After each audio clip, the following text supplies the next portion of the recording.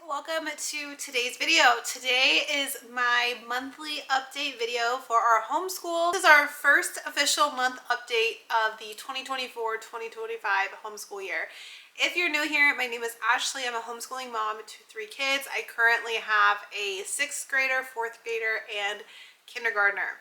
We started our homeschool year, I think around July 7th. I think it was like the first or the second week of July, right after the 4th is when we started.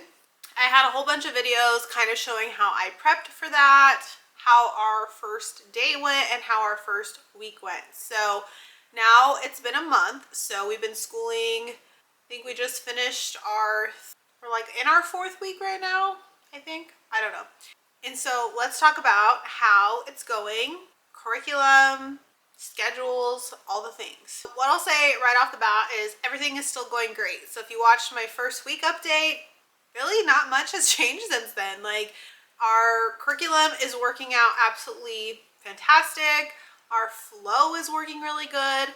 The only really crazy thing that happened was, I want to say during the 2nd week of school, my kids all got sick. And so normally how sicknesses run in our home is one gets it, they're kind of out for 3 days, and then the next kid gets it. And so sicknesses are just so long and drawn out because everyone has to go through their sickness and it's not all at the same time. So I do think we had to take a couple days off here or there, or one kid had to take a day, and then 2 days later another kid had to take a day.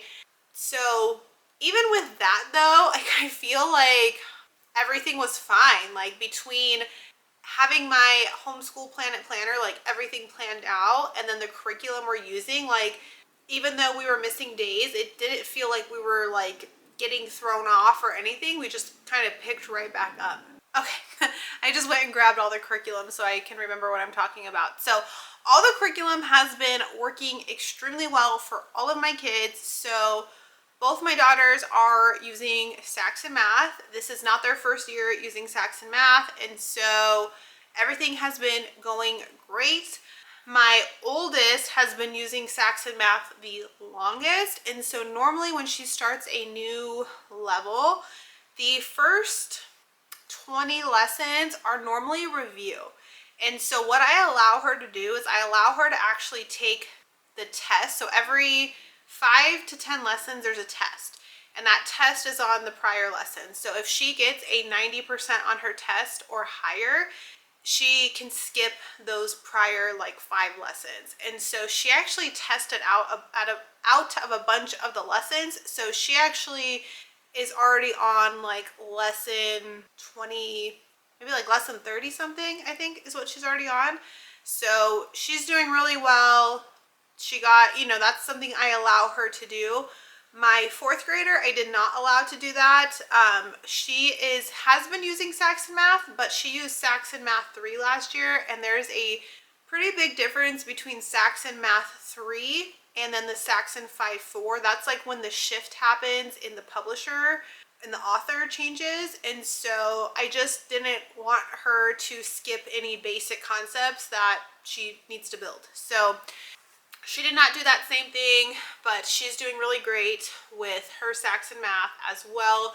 She did not have any issue going from the Saxon Math 3 to Saxon 5.4. Both of my daughters have already finished their first units with Moving Beyond the Page. So this year I chose to use the Moving Beyond the Page entire year curriculums for language arts, science, and social studies for both my daughters. So my oldest daughter is using their 10 to 12 level, and my 4th grader is using the 8 to 10 level. And I don't want to get super into how Moving Beyond the Page works, but it is it's unit based. And so throughout the entire year, they are supposed to complete 24 of these units. And so they are normally working on 2 at a time. They're always working on a language arts unit. So there's 12 language arts units. And then there is either a science or social studies unit. The science and social studies alternates. So my 4th grader started with her language arts unit was on Little House in the Big Woods, so it is literature based. So she was reading the book Little House in the Big Woods and then working through this unit. And then for science, she was doing dirt and plants. And so these are the two units she does together. So she does a lesson in language arts and then a lesson in science every day. So every day my fourth grader is doing math, a language arts, and then either a science or social studies lesson, as well as her handwriting. So she has already finished her first two units and is halfway through her next two units. The only issue we had was for this dirt and plants science unit, I forgot to order the science kit. And so the first like 3 lessons had tons of projects, like you were growing plants, you were doing activities with soil. And so we kind of had to play catch up with some of the activities, but I have the science kits now. All is well, all is good. She really enjoyed both of these units. And Little House in the Big Woods, she had actually already read this book. We actually read it like 2 years ago. So she would have been in 2nd grade when we read it. And so I think it was fine for her to read again on her own, especially with this unit, because it kind of goes more into understanding what the book is actually about, that it was like actually based on someone's life and like living in that time frame and how it's different from living now. And so I think she got a lot more out of it at this age. She did a bunch of fun activities through both of these, and yeah, we really enjoyed them. I'm still debating how I used to do, where I review individual units. If you still want me to make those videos, like where I would make a video just on this one and like show you what's inside it, like the activities and projects, I can do that. The only difference is I'm not like super involved in these units anymore. This level, the 8 to 10 level, is still teacher directed, and so I do kind of go through it and just tell my daughter what to do, but she's getting a lot more independent, and so it's not how I used to do the units, if that makes sense. I'm not like so involved with them anymore.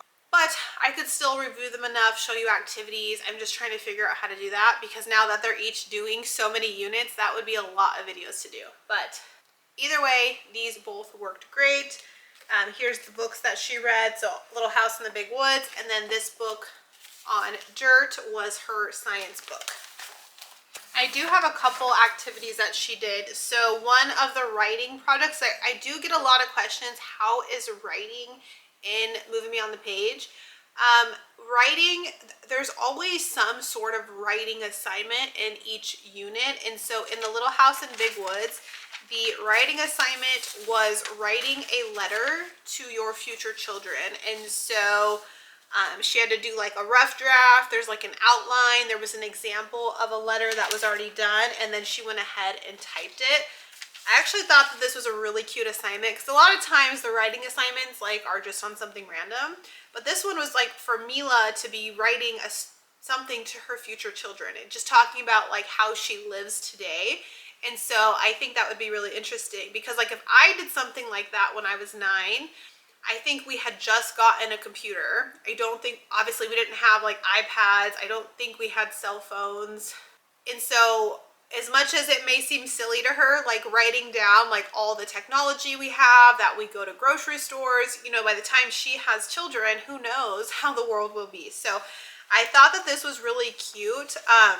My kids are pretty good writers, and so there was like an outline and a template and an example, but I don't know how step-by-step instructions there are for a child that is not a strong writer. Would be my only hesitation, to where you may want to go a level back if you don't have a strong writer.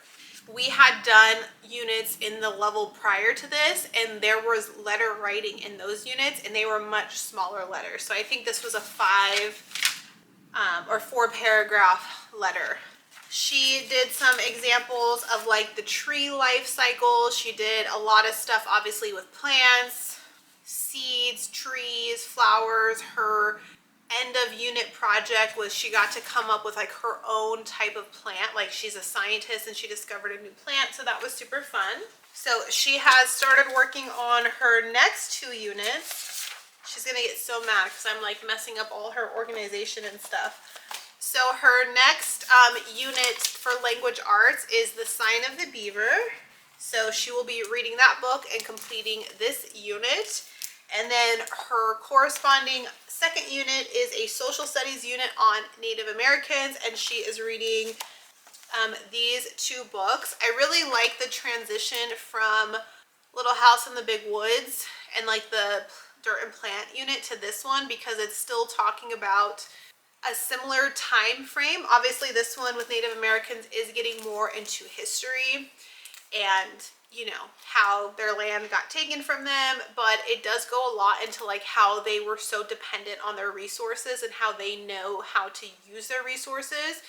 And so I feel like all these units have tied well and like built upon each other. So these are the two that she is currently working on and will finish in like a week and a half, 2 weeks, and then she'll move on to two more. So that is how Moving Beyond the Page is structured. And for my sixth grader, she's obviously doing something very similar. She is using the 10 to 12 sixth grade level from Moving Beyond the Page. Her units are written directly to her, so she's definitely just handling it. I just kind of check over, make sure she's obviously completing what she needs to be completing and help her with it. But it starts at the 9 to 11, so the level right before sixth grade, so the fifth grade level is where it becomes independent, where it's written towards the child. So her units are for language arts. She's reading the book The Wanderer, and for science or social studies, her first unit was on weather and climate. So she has finished these two units. Here's the Wanderer book that she read. And then for her weather for science, she was using this DK Witness weather book. She really enjoyed both of these units. There was a lot of fun activities between the two of them. The weather one, she blew me away. There was one day where she had a weather map pulled up, but it was just like a weather map and it had like all these like arrows on it. I should probably take this course. It did not tell you like what weather was happening. It didn't tell you, it wasn't like specific to our area. I want to say it had things like cold fronts and warm fronts and all that kind of stuff. She knew from looking at that we were about to have a storm. Like she just knew, and I'm like, wow, you actually understand. So what was really cool is in this unit, she actually had to track the weather every day. So she would log on to various websites and track not just the temperature, but she was tracking like air pressure and wind and like all these things for, you know, as long as it took her to complete the unit. And so I feel like it had like really like applicable life skills applying to like weather. I feel like she got a very good understanding of weather. We've done other units on aspects of weather, and so I feel like this kind of solidified a lot for her. What is really cool is at the end of both her language arts and science unit, she actually had tests that I could grade. I had like the answers in the parent section. So I thought that was cool at her level for sixth grade to start having some like record and like making sure that she understands, you know, the concept that she's learning, especially for how independent this course is. She got to make a lap book for language arts based on one of the characters. And so she got to like do little quotes from him, draw little pictures, find artifacts, and reference the book. She learned a lot about like the character's voice in stories. Her writing assignment was to write a story, and so she had to write a I think 4 or 5 paragraph essay with characters and making sure that each character had like a voice, so you understood personality and things like that through how she wrote her paper. And so that was her writing assignment. I had the book literally in front of me. I don't know why I just didn't look at it. It was a narrative essay, so she had to write a narrative essay. So it had to be something personal to her, a story that happened to her, talking about tone, like so we knew how she felt as she was writing it. And so this is sixth grade writing, and so part 1, narrative essay rubric. So they go through a rubric that explains what the grader is looking for. You do your pre-writing organizer. So there is an organizer where they kind of start outlining what they're going to be writing. Then they make their first draft, and there's like instructions here. and then they go through editing and revision, and then they do their final draft. And so it does give like all the elements of writing. So here's the rubric. Here's the pre-writing organizer, and then here's what they would use to like edit and revise. And then obviously the final draft, which she typed. And then the final project was that lap book and a test. And so even the lap book, I want to try to find it. Oops. She might have ripped them out, but even the lap book, there was a video link that she could watch on how to put it together. And then there was like images in her book of like how to structure the lap book. So she needed a little bit of help from me, but not really. She was completely able to handle these units all on her own. And then her next 2 units, so language arts, is the People of Spark. So she's reading the book of the City of Embers series and doing this language arts unit. And then she is going into her social studies units, I think, or science, geography and landforms. She is using this DK Geography of the World book and this geography activity book. So that is what she's working on now. And yeah, so that is for my daughters. Handwriting, they're both in Zaner Blosser. No issues there. And now let's move on to my kindergartner. I've done so many videos talking about his stuff, but he is kind of just doing a continuation of all the stuff we ended our last school year with. He is using The Good and the Beautiful Math K, which is going fine. I don't love it. Definitely switching, but we're doing it. He is using the Bob's Book workbooks as like his language arts. We are using the Denelian handwriting program, which has been working good. I just started working on sight words with him. I just have like a flashcard deck of certain sight words that we want to start practicing. He's using his Sunlight Science K. That's working absolutely amazing. The only other thing that I just recently added this week was on the iPad was Hooked on Phonics. I just feel like, again, like I think it's more in my head, is like I just want him to learn how to read, and I feel like he needs more of that phonic aspect of it. Again, it could just be in my head. And so we're starting to use the Hooked on Phonics app. It's, you know, just goes more over letter sounds, practicing. It's very like gamified, so he enjoys it. So he's just been doing that for a little bit after school every day. And then eventually I'll be switching him to the Moving Beyond the Page package. So what are we looking forward to in August? August, again, we have no co-ops in August, so we have been schooling 4 days a week. We've been schooling Monday through Thursday, and we're going to continue that in August because there's no co-ops. There's really not much going on as far as like activities or anything else, and so we're getting in these extra school days where we can, because once co-ops start, we go back down to a 3-day-a-week schedule, and we're very busy with co-ops. So we're gonna just enjoy August. It's hot where we live, so unless we've been swimming in the pool, outdoor activities are not happening. We're still on a pause from any like outside activities like karate, gymnastics, volleyball. I know my kids want to get back into them, but that is something that like definitely pushes the limits on my schedule, and so that will be a goal. And then elective type things for my kids. My 4th grader's been wanting to do Spanish. I want my daughters to do some more cooking classes, some maybe music type lessons. So yeah, I mean, once I feel like we're in a good flow, but this sickness kind of like messed everything up. I'm still trying to get over the sickness, so I feel like once we're all back to like 100% is when we'll start looking at all those extra things. So that was our July 1st month back to school update. Yeah, nothing is really going on. Everything is just normal, calm, as is, and so I'm enjoying that before things start getting crazy in fall, the holidays, all that stuff. So thanks for watching. Hope you guys enjoyed this update. We'll chat soon. Bye.